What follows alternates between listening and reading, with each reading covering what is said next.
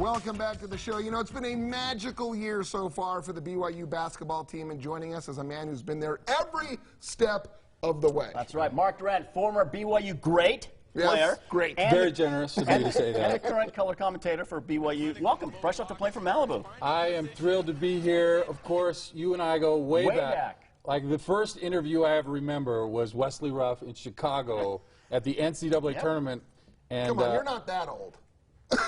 I know he was is. young. I know he is. This guy looks younger today than he did at that time. It's amazing. Flattery will get you everywhere, my friend.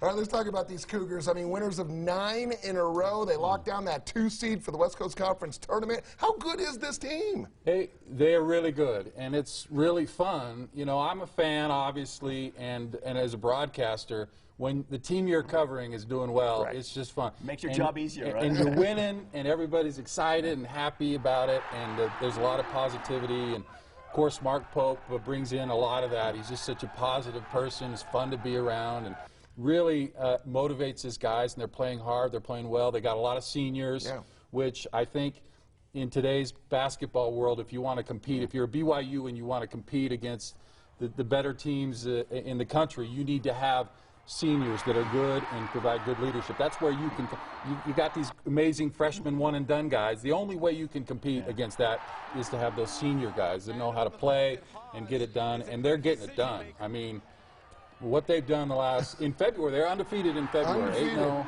And they beat the number 2 team in the country. Let's talk about the Gonzaga game, because that was crazy, wasn't it? You know, I've been since maybe 1979 talking about old guys, Wesley, watching my brother Devin play. And you've been to a few games. I've been to almost every game except for a little 2-year hiatus.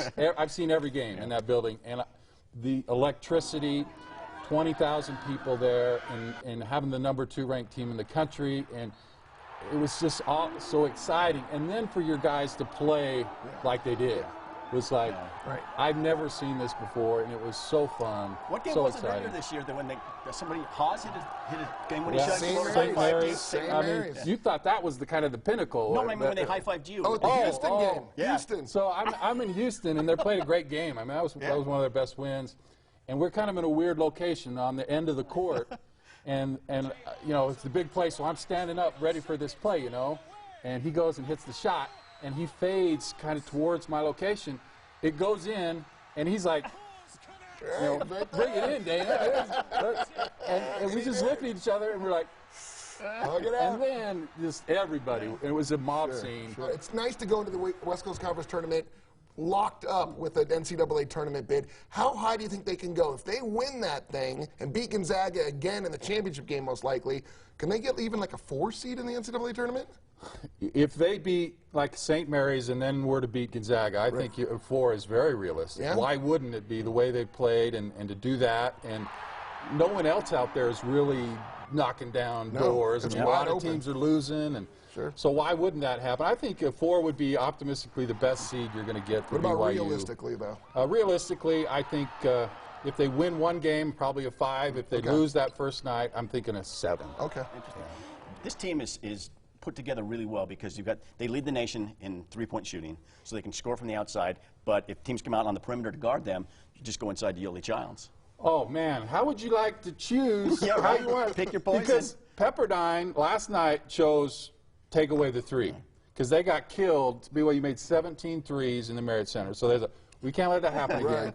So we're going to take away Toolson and Haas the most we can. So they cut the 3s in half, but that means you don't double Yoeli. And I mean, it was ridiculous. 38 points.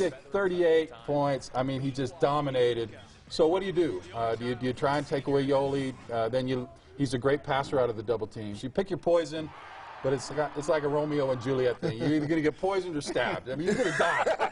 You are going to die. One way or another. So. Now, Yoeli is a guy who just qualified statistically, because he missed 4 conference games, to be among the conference leaders. Do you think he deserves the West Coast Conference Player of the Year for what he's meant to this team?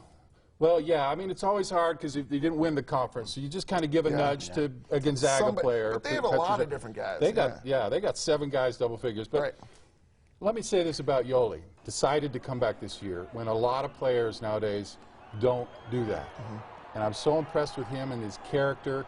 And look what's happened for him. Even with the suspension and the injury, best player maybe in the West, has improved his stock, I think, dramatically, especially if they win a couple games in the tournament. Right. He's making himself some money, but aside from all that, no better representative of BYU I've ever seen than Yoli. I mean, I have cold sweats in the middle of the night dreaming about having to guard him one-on-one. You cannot do it. Right? He's just so good. So I'm just so happy for Yoli and these guys. We have to say, if you get a chance, follow Mr. Durant here on Twitter, because he's one of the best.